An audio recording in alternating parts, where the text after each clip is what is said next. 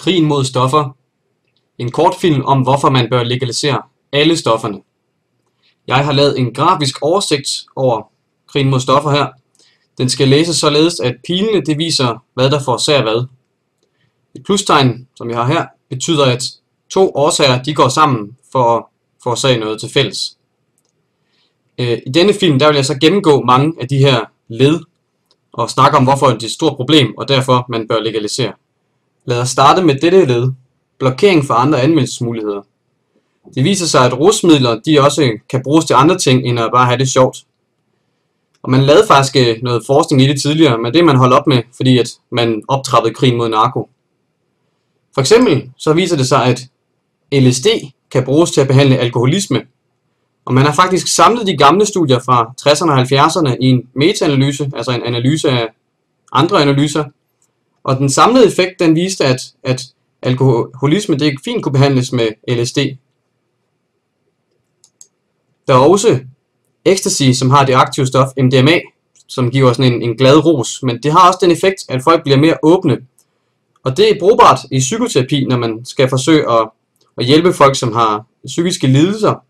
Særligt så har der fokus på posttraumatisk stresssyndrom, som typisk rammer folk, der har været i Afghanistan eller Irak. Men også for eksempel kræft har vist sig at kunne være et område, hvor man måske kunne bruge rusmidlerne. Det viser sig, at det aktive stof i cannabis eller hash, THC, det kan hjælpe med at begrænse væksten af kræft. Af denne grund og mange andre anvendelsesmuligheder, så argumenterer flere forskere med, at vi skal stoppe rusmiddelskrigen, fordi at den holder videnskaben tilbage. Det sorte marked det bevirker, at der ikke er nogen kvalitetskontrol.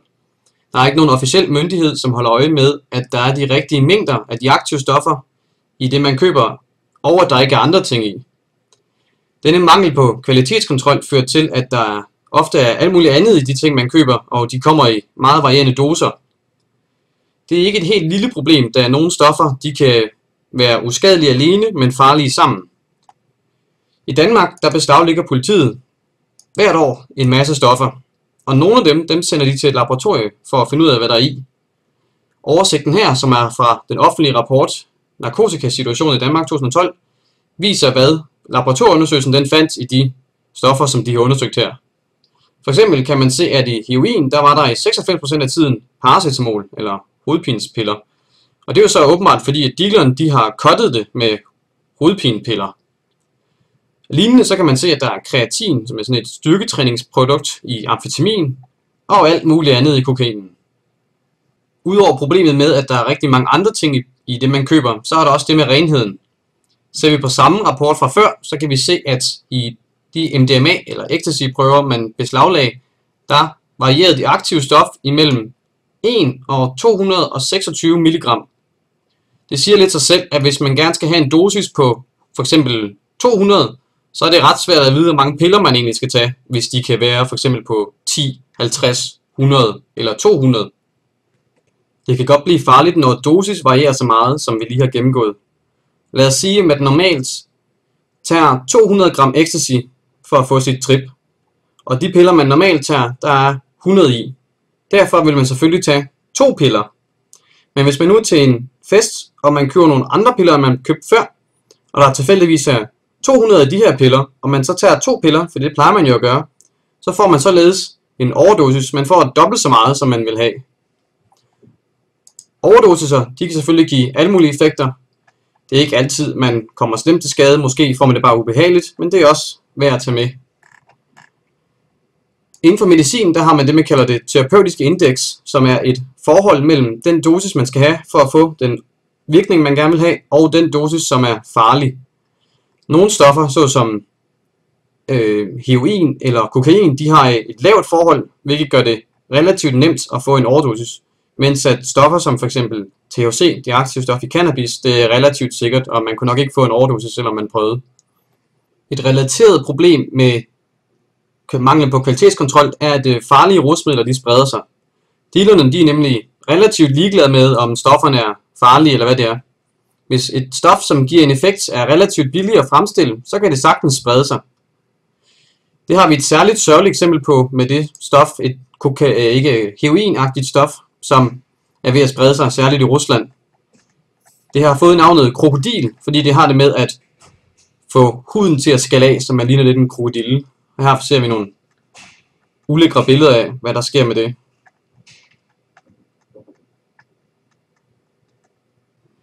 Begge de ting, jeg nævnte før, de giver sundhedsproblemer. Og der er to ting ved sundhedsproblemer. For det første, så er det træls at få de her selvfølgelig problemer. Krokodiler, det er helt skidt. Det andet, det er, at det offentlige betaler for dem, da vi har en offentlig sygesikring i Danmark. Og det betyder, at vi går og betaler ekstra penge til sygehusvæsenet, fordi at vi har det her sorte marked. Krokodil, det vil aldrig sprede sig i et kontrolleret marked. Der er ikke nogen, der vil tage det. Det spreder sig udelukkende, fordi at det kan konkurrere og være billigere, og fordi der er ikke nogen, der ved, hvad det gør, når man køber det. Ukendte ingredienser og renhed, det vil en kvalitetskontrol nemt kunne dæmme op for, og derfor vil man ikke få så ofte fejldosering og forgiftelse. En af de ting, politikerne de forsøger at opnå med deres forbud, er at sænke efterspørgslen. De vil gerne skræmme folk fra at tage stoffer. Det virker naturligvis ikke i praksis, som vi kan se med de 100 års stofkrig nu. Når politikerne de så kan se, at det ikke virker, så tænker de, at vi skal bare prøve noget hårdere, og så lærer de nogle mere sindssyge love. I Danmark har vi en række politikere, som ikke kan lide folk, der ryger hash. De mener, at man skal bruge diverse love til at chikanere hashrygere med. For eksempel har vi Trine Bramsen her. Hun mener ærligt talt, at en ufarlig mængde hash i blodet skal koste en kørekortet.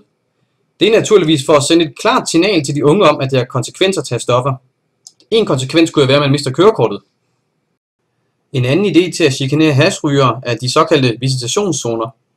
Det er politiet, der vælger et større område, nogle gange det meste af København, og siger, herinde, der gælder retssikkerheden ikke. Politiet de kan således bare gå hen til dig, og uden nogen grund tjekke dine lommer. Ikke overraskende så er drakoniske love med til at fjerne tilliden til politiet. Det kan man se, når man spørger, hvad folks tillid er til politiet. Det viser sig, at den er historisk lav i øjeblikket. Det sorte marked skaber også bandekrige. Bander er grupper af mennesker, som får deres primære indtjening fra at sælge narko, og især hash. Men fordi de er i konkurrence med hinanden, så bliver de nødt til at slås om, hvem der kan sælge narko hvor. Det er typisk med skydevåben nu om dagen. Nogle gange, når man skyder med skydevåben, så rammer man ikke det, man prøver på at ramme, så rammer man nogle andre, og det skaber selvfølgelig folkelig utryghed. Når politikere kan se, at der kommer bandekrig, og de ikke forstår, hvorfor det egentlig er der, altså forbud mod rusmidler, så tænker de, vi skal bare lave nogle flere love, og så får vi de love, vi snakkede om før. De optrapper bare konflikten, og vi kan jo se, hvor galt det går i København for tiden. Det bliver kun værre, jo mere man optrapper det. I Danmark bekæmper vi banderne. Det er ret dyrt. For det første skal vi have penge til politiet, som skal ud og fange dem og efterforske, når de nu skyder hinanden.